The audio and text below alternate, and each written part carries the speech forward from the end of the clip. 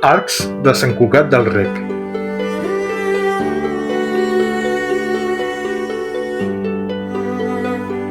Aquests dos arcs medievals, situats a la cantonada de la plaça de Sant Cugat, amb el carrer del Font de la Fonda, i que suporten un jardí d'una casa del carrer del Terrós, són el que en queda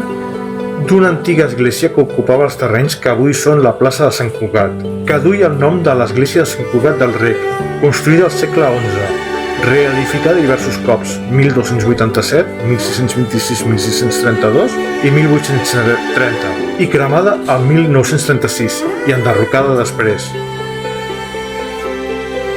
Estos dos arcos medievales, situados en la esquina de la plaza de Sant Cugat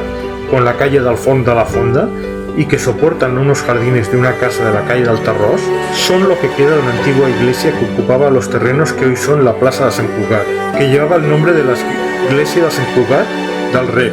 construida en el siglo XI, reedificada varias veces, 1287, 1626, 1632 y 1830, quemada en 1936 y demolida después.